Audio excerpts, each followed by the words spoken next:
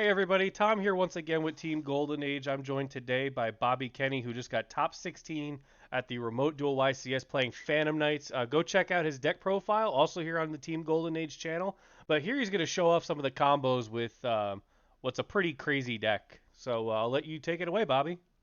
All right, so first combo I want to show off here. I mentioned it in the deck profile, but pretty much the two garbage level 3s that do nothing combo. Um, so when I was building the deck, it was kind of like mentality was similar to like Mermaid Orcus, where it's just like if I get out two monsters, I want to be able to do something. So yeah, so you normal summon whatever your thing. Usually it'll end up being a hand trap in this case. You special your extender. Those go and make your I should just have it on top. Yep. Cherubini. With your Cherubini, you send your graph. Your graph summons your Seer. Pretty straightforward. People expect this at this point. You make your Rusty Bardish. You bring back your Cherubini with your Seer effects. And then this is where it splits up from what people expect. So with your Rusty Bardish, you send your Cloak to set your Shade Brigandine. You banish your Cloak, and you get your Silent Boots, and then you special your Boots, and you special your Cloak, and or your Shade Brigandine rather. So Brigandine and Boots, and those go and make your Isolde. So with your Isolde, you get to add a warrior. Usually I'll end up adding Torn Scales at this point if I don't have access to it in my graveyard from other means. And then with your Isolde, you get to special summon from your deck. You only need to send one equip spell, so you send your DDR, you get your Renaud to the field, and Renaud adds the DDR back to your hand. You can activate the DDR, discarding the Torn Scales or whatever else, to bring back your Ancient Cloak. At this point, use your Ancient Cloak to pump your Rusty Bardish, and then pretty straightforward, these two make your Anaconda, and these two make an Apollousa with two negates, which tends to be enough. And then your Anaconda dumps your Red Eyes Fusion and your pieces to bring out your Dragoon. And last but not least, you banish your Silent Boots to grab a Fogblade. So off of two garbage level 3s, you end up with two Material Apollousa, the Dragoon, and a Fogblade, and your graveyard at this point has both an Ancient Cloak and a Torn Scales, or you can hold the Torn Scales in your hand and discard one of your other cards. Obviously, if you have any other Phantom Knights, then you can crazier than that. But this is like the bare bones play, so So you're saying the that bare bones play is just like, Appaloosa for two and several other negates. yes, with follow up. So that's what we go for. Obviously, if they have disruption, you have to play on the fly. But uh, as a base, like even some of the worst hands can end up with stuff like this. So all right. So next combo, another bare bones combo. This is what you do just with Torn Scales. Like obviously, if your opponent has any interruptions, stuff changes. But um, so Torn Scales, discarding some garbage you don't want, and then you dump your Cloak. Cloak gets boots. Pretty basic stuff. Make your Cherubini. Do your graph seer nonsense, make your Rusty. Seer brings back your Cherubini. And then from this point, you want your Rusty to actually send gloves and grab Shade Brigandine. Your gloves gets to dump a Fogblade, and then you get to Fogblade back your Silent Boots, which triggers Torn Scales as well. So then you get to overlay these into your Break Sword. Rusty pops the Break Sword. And since Break Sword is destroyed, you get to bring back the two materials you just had as level 4s. At this point, you get to bring out your Shade Brigandine. You get to overlay the Shade Brigandine and your now level 4 Torn Scales to bring out a Redoer. And then these two get to make your trusty Anaconda for your Dragoon. So you dump those, you get out your Dragoon. And last but not least, you banish your Silent Boots and get another trap card, generally another Fogblade. So this is like your standard play for or if you just have torn scales, you don't have extenders, you don't have stuff to go into Apollosa, you can end up with all of this stuff still. The big downside is you don't end up with as much follow-up. You have to rely on the Fogblade bringing back your Rusty and then your torn scales to have a strong follow-up there. If you have the hand to, and like technically you can, if you're okay burning a card to like something that gets banished off of Fogblade revival, you can do the similar as old play as the other Barebones play and get a board like that. But generally, I feel like it's safer to just go for the Redoer.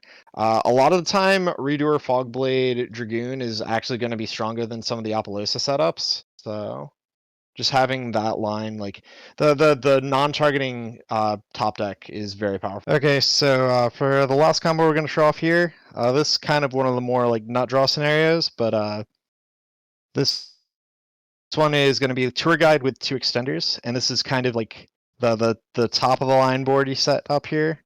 So you lead with a tour guide, and one of your extenders, usually Kagamucha Knight or a Psychic. Oh yeah, as a note, as you see this Fireflint Lady, it can be any 2 extenders. It doesn't actually matter what their types are. Other than you ideally one is level 3, otherwise you have to do some other weird stuff. But your tour guide summons out your graph, and then you get to turn your tour guide and graph directly into your Cherubini.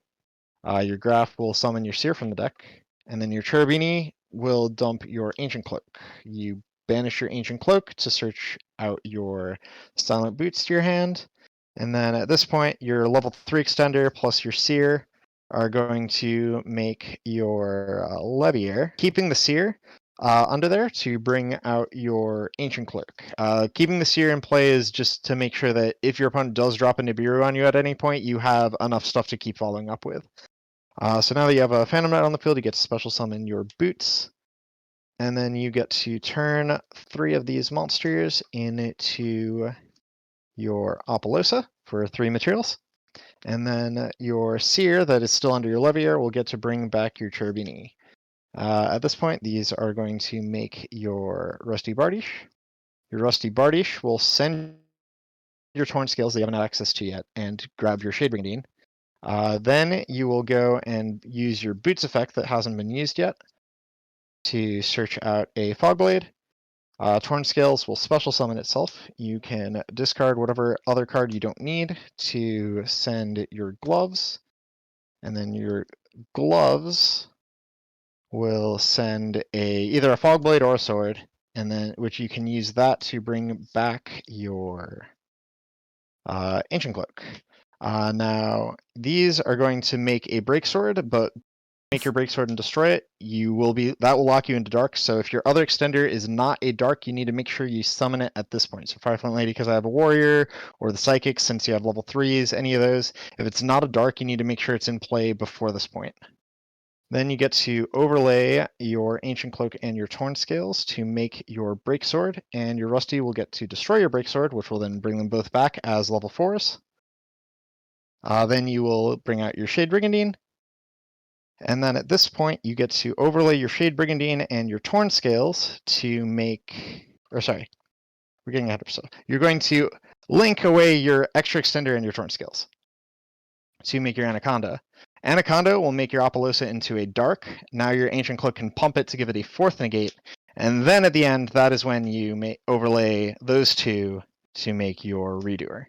And then last but not least, obviously, you use your Anaconda, send your Red Eyes Fusion stuff, and bring out a Dragoon.